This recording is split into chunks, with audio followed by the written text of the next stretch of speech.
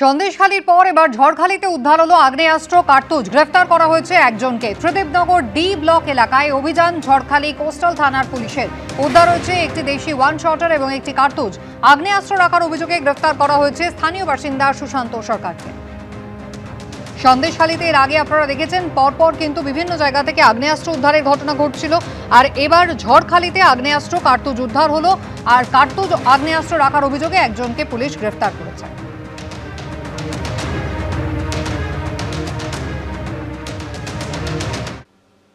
মঙ্গলবার বিধানসভার অধিবেশনে দেখা গেল নাটকীয় পরিস্থিতি। মুখ্যমন্ত্রীর বক্তব্যের একেবারে শেষ লগ্নে হঠাৎ হট্টগোল শুরু করেন ঋতব্রত তৃণমূলের বিধায়করা। তারা ওয়াকআউট করলেও শেষ পর্যন্ত ভিতরেই ছিলেন কালীঘাট তৃণমূলের বিধায়করা। বিধানসভায় এতদিন ছিল দুপক্ষ, শাসক আর বিরোধী, কিন্তু এখন বিরোধী তৃণমূলে আবার দুই পক্ষ, কালীঘাট তৃণমূল এবং ঋতব্রত তৃণমূল। এই আবহে মঙ্গলবার বিধানসভার অধিবেশনে দেখা গেল নাটকীয় পরিস্থিতি। তৃণমূলের দুই শিবির নিশানা করল পরস্পরকে। তারপর মুখ্যমন্ত্রীর বক্তব্যের একেবারে শেষ লগ্নে ওয়াকআউট করল ঋতব্রত তৃণমূল। ভেতরে রয়ে গেলেন কালীঘাট তৃণমূলের কুণাল ঘোষ, শোভনদেব চট্টোপাধ্যায়রা। তৃণমূল থেকে গেল, মাননীয় মুখ্যমন্ত্রীর বক্তব্য শেষ করতে দিন। আসল দাবি করা তৃণমূল পালিয়ে গেল, একটাকে বাঁচতে দেবেন না। আর যে আপনারা যেটা নারী নির্যাতন বলছেন, নারী নির্যাতন বলছেন, ঋতব্রত একটা লিখিত ভাবে দেবেন, আমরা ব্যবস্থা নেব, কথা দিলাম আপনাকে। মঙ্গলবার বিধানসভায় রাজ্যপালের ভাষণের উপর আলোচনা ছিল। বক্তব্য রাখতে উঠে বিজেপি সরকারকে ধন্যবাদ জানান বিরোধী দলনেতা ঋতব্রত বন্দ্যোপাধ্যায়। আমি সরকারকে এই কারণে ধন্যবাদ জানাবো যে আমাকে অন্তত সরকার হাউসের মধ্যে বলেননি যে 10 বছর মুখে লিউকোপ্লাস্ট লাগিয়ে বসে থাকতে হবে।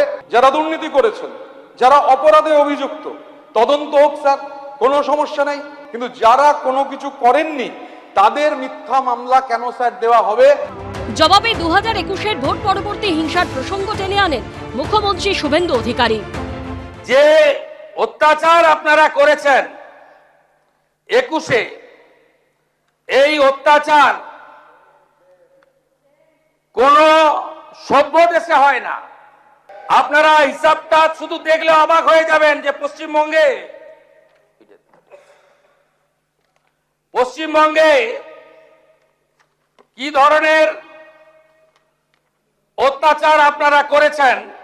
আমি আপনাদের মুখে নিকোপ্লাস্ট লাগাবো না, আমাদের দিকে আঙ্গুল তোলার আগে আপনারা যা যা করেছেন সেগুলো বলার পরে আঙ্গুল তুলবেন। মুখ্যমন্ত্রীর বক্তব্যের একেবারে শেষ লগ্নে হঠাৎ হট্টগোল শুরু করেন ঋতব্রত তৃণমূলের বিধায়করা। ওয়েলে নেমে পড়েন তারা। কোনো লাভ হবে না, আমরা জিতে এসেছি মানুষের জন্য, মানুষের কাজ করব, মানুষের কাজ করব। মাননীয় মুখ্যমন্ত্রীকে বক্তব্য শেষ করার সুযোগ দিন। মাননীয় সদস্যবৃন্দ, মুখ্যমন্ত্রীর বক্তব্যের প্রায় শেষ লগ্নে এসে আচমকা ওয়াকআউট করেন ঋতব্রত তৃণমূলের বিধায়করা। পালান পালান পালান পালান, শুনতে খারাপ লাগছে, পালান। সবাই যাবে তো, সবাই যাবে, যান যান যান যান যান, হয়ে গেছে, শুনতে খারাপ লাগছে, যান যান। অধিবেশনে থেকে যান কালীঘাট তৃণমূলের কুণাল ঘোষ, শোভনদেব চট্টোপাধ্যায়রা। সদস্যগণ, আপনাদের কাছে অনুরোধ, আপনারা বসুন। তৃণমূল থেকে গেল, মাননীয় মুখ্যমন্ত্রীর বক্তব্য শেষ করতে দিন। থেকে গেল, আসল দাবি করা তৃণমূল পালিয়ে গেল, কালীঘাট তৃণমূল থেকে গেল, আর আসল তৃণমূল দাবি করা পালিয়ে গেল। ঋতব্রত বন্দ্যোপাধ্যায়রা কক্ষ ছাড়ার পর তাদের বিরুদ্ধে সরব হন কুণাল ঘোষ। অনারেবল চিফ মিনিস্টারকে বলবো, চিফ মিনিস্টার যা যা অ্যাকশন নিচ্ছেন পূর্ণ সমর্থন করছি, কিন্তু কিন্তু কিন্তু যারা যারা যারা যারা হঠাৎ তৃণমূলের সঙ্গে ঝগড়া করে বাঁচার চেষ্টা করছে তাদের বিরুদ্ধে অভিযোগ থাকলে একটাকে বাঁচতে দেবেন না, একটাকে বাঁচতে দেবেন না। আর যে আপনারা যেটা নারী নির্যাতন বলছেন, নারী নির্যাতন বলছেন, ঋতব্রত একটা আপনাকে আমি বলবো, ঋতব্রত, মাননীয় ঋতব্রত ব্যানার্জি, মাননীয় সন্দীপন শাহ অভিযোগ করেছিল, পুলিশ ব্যবস্থা নিয়েছে। আপনারা যদি ওদের বিরুদ্ধে কোনো চুরি, দুর্নীতি, ত্রিপল লুকিয়ে রাখা, অবৈধ সম্পত্তি করা, যদি কোনো তথ্য থেকে থাকে লিখিতভাবে দেবেন, আমরা ব্যবস্থা নেব, কথা দিলাম আপনাকে। এদিন ঋতব্রত বন্দ্যোপাধ্যায়রা যখন ওয়েলে নেমে বিক্ষোভ দেখাচ্ছে, তখন কিছুটা দূরে শোভনদেব চট্টোপাধ্যায় ও কুণাল ঘোষের আসনের দিকে তাকিয়ে দাঁড়িয়ে থাকতে দেখা যায় ঋতব্রত তৃণমূলের নাম লেখানো ফিরহাদ হাকিমকে। এর মধ্যে শোভনদেব চট্টোপাধ্যায় উঠে এসে সামনের একটি আসনে বসেন। ঋতব্রত বন্দ্যোপাধ্যায়রা তখন কক্ষ থেকে বেরিয়ে যাচ্ছেন। ফিরহাদ হাকিমকে শোভনদেব চট্টোপাধ্যায়ের উদ্দেশ্যে কিছু বলতে দেখা যায়। এরই মধ্যে সেখানে চলে আসেন কুণাল ঘোষ। তাকে শোভনদেব চট্টোপাধ্যায়ের উদ্দেশ্যে বসে থাকার ইঙ্গিত করতে দেখা যায়। ফিরহাদ হাকিমের উদ্দেশ্যেও হাত নেড়ে কিছু বলেন তিনি। তারপর ফিরহাদ হাকিম আস্তে আস্তে কক্ষ থেকে বেরিয়ে যান। উজ্জ্বল মুখোপাধ্যায়, আশাবুল হোসেন ও কৃষ্ণেন্দু অধিকারীর রিপোর্ট, এবিপি আনন্দ।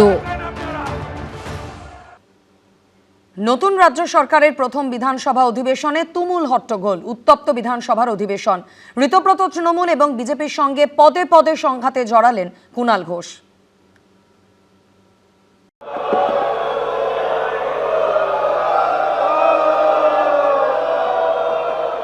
আমাকে গুরুত্ব দেওয়ার জন্য আপনাদের সকলকে আন্তরিক ধন্যবাদ। ঋতব্রত তৃণমূল ও বিজেপির সঙ্গে পদে পদে সংঘাত, কড়া আক্রমণ আর ধারালো জবাব। মঙ্গলবার কুণাল ঘোষের ডেবিউ ভাষণ ঘিরে উত্তাল হলো বিধানসভার অধিবেশন। নামের একটা ব্র্যান্ড ভ্যালু আছে, বন্ধুরা ভালো বলবেন, শত্রুরা খারাপ করবেন, বাট ইউ কান্ট ইগনোর, নামটা মনে রাখবেন, কুণাল কুমার ঘোষ। মঙ্গলবার কুণাল ঘোষ বক্তব্য রাখার সময় ওঠে চোর চোর স্লোগান। পাল্টা বিজেপি বিধায়কদের সঙ্গে বিতণ্ডায় জড়ান বেলেঘাটার তৃণমূল বিধায়ক।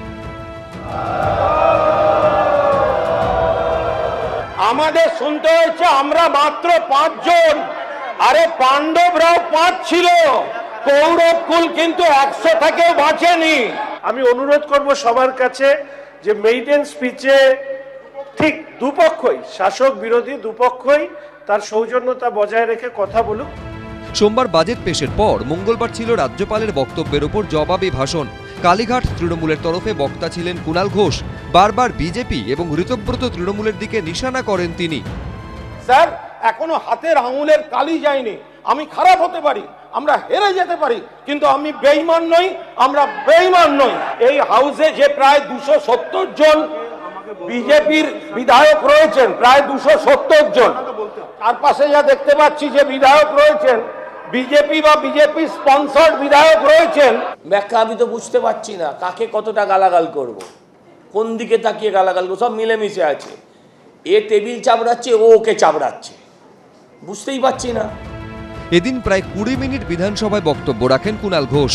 আশাবুল হোসেন, কৃষ্ণেন্দু অধিকারী, উজ্জ্বল মুখোপাধ্যায়, এবিপি আনন্দ। এবিপি আনন্দ, এগিয়ে থাকে, এগিয়ে রাখে।